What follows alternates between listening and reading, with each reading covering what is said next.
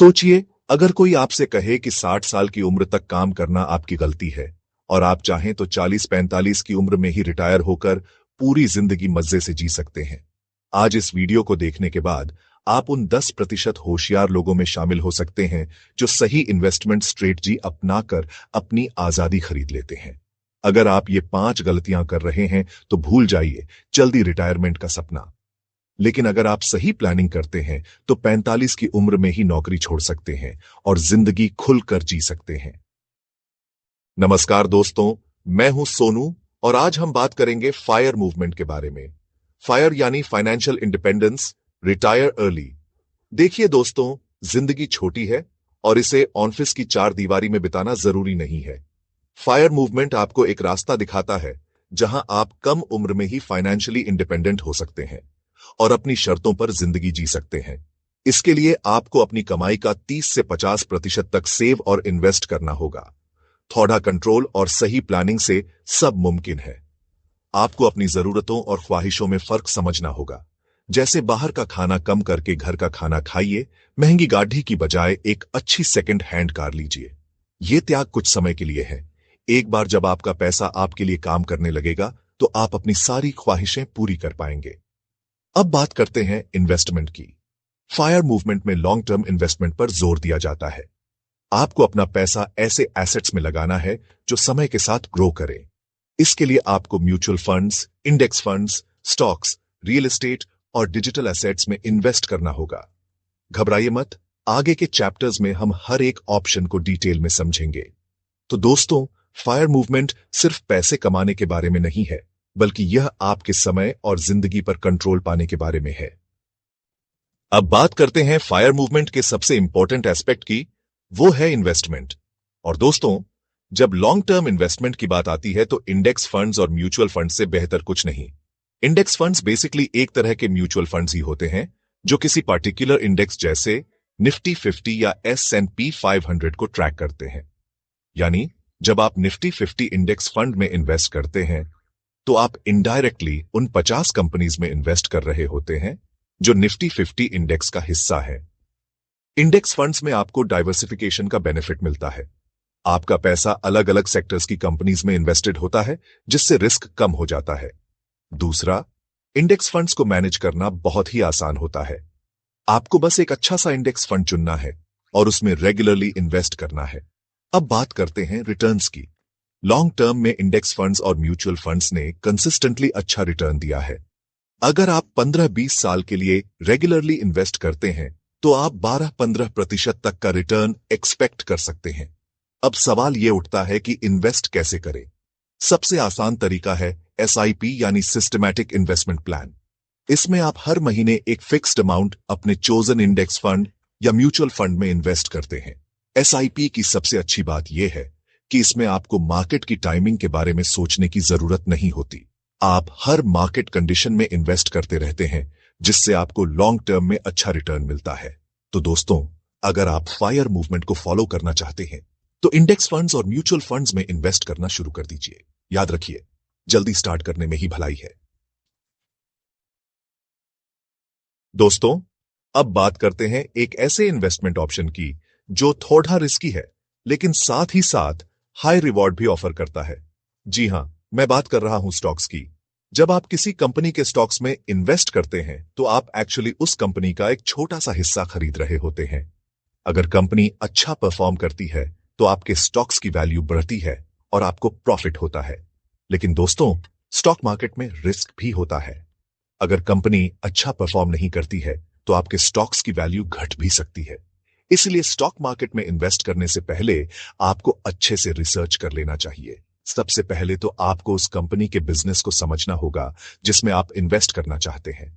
उसके फाइनेंशियल्स को चेक कीजिए, उसके कंपेटिटर्स को देखिए और उसके फ्यूचर प्रोस्पेक्ट्स के बारे में रिसर्च कीजिए। अगर आप स्टॉक मार्केट में न्यू हैं तो मेरी एडवाइस है कि आप ब्लू चिप स्टॉक से शुरुआत करें। ये ऐसी कंपनीज होती हैं जो फाइनेंशियली स्ट्रांग होती हैं और जिनका मार्केट में अच्छा ट्रैक रिकॉर्ड होता है। आप डिविडेंड स्टॉक्स में भी इन्वेस्ट कर सकते हैं। ये ऐसी कंपनीज होती हैं जो अपने शेयर होल्डर्स को रेगुलरली डिविडेंड देती हैं। डिविडेंड बेसिकली आपके इन्वेस्टमेंट पर एक एक्स्ट्रा इनकम होती है।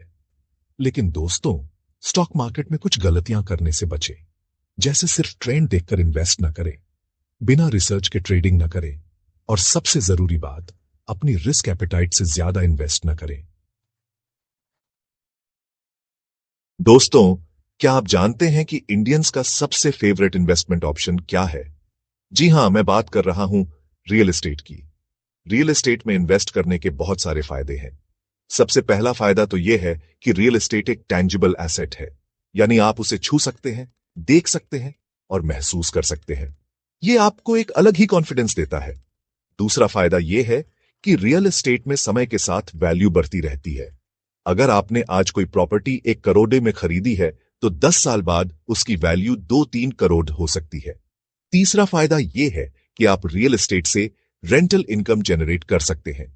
अगर आपने कोई प्रॉपर्टी किराए पर दी है, तो आपको हर महीने एक फिक्स्ड इनकम होती रहेगी। रियल एस्टेट में इन्वेस्ट करने का सबसे अच्छा तरीका है कि आप कोई ऐसी प्रॉपर्टी खरीदें जो किराए पर आसानी से लगा सके। इससे आपको हर महीने एक फिक्स्ड इनकम होती रहेगी और साथ ही साथ आपकी प्रॉपर्टी की वैल्यू भी बढ़ती रहेगी। लेकिन दोस्तों, रियल एस्टेट में इन्वेस्ट करने से पहले कुछ बातों का ध्यान रखना बहुत जरूरी है। सबसे पहले तो आपको लोकेशन का ध्यान रखना होगा। कोई ऐसी प्रॉपर्टी खरीदें जो किसी अच्छी लोकेशन पर हो और जहां फ्यूचर में डेवलपमेंट होने की संभावना हो। दूसरा, आपको प्रॉपर्टी के लीगल डॉक्यूमेंट्स को अच्छे से चेक कर लेना चाहिए। किसी अच्छे लॉयर की मदद लें और सारे डॉक्यूमेंट्स को वेरीफाई करवा लें। तीसरा, आपको अपने बजट का ध्यान रखना होगा।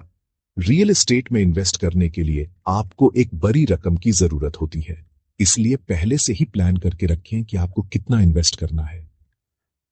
दोस्तों, आज के डिजिटल युग में इन्वेस्टमेंट के भी नए नए तरीके आ गए हैं और उन्हीं में से एक है डिजिटल एसेट्स।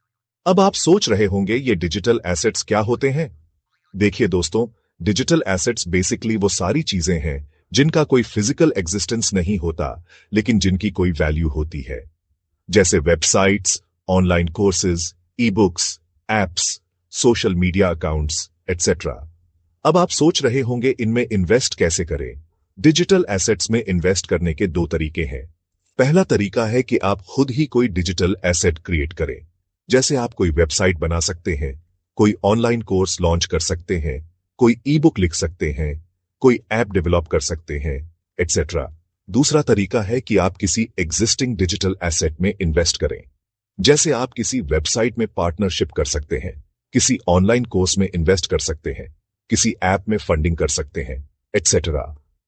डिजिटल एसेट्स में इन्वेस्ट करने का सबसे बड़ा फायदा यह है कि इसमें आपको पैसिव इनकम जनरेट करने का मौका मिलता है। यानी एक बार आपने अपना डिजिटल एसेट क्रिएट कर लिया या उसमें इन्वेस्ट कर लिया, तो वो आपके लिए बिना ज्यादा मेहनत के पैसे कमाता रहेगा।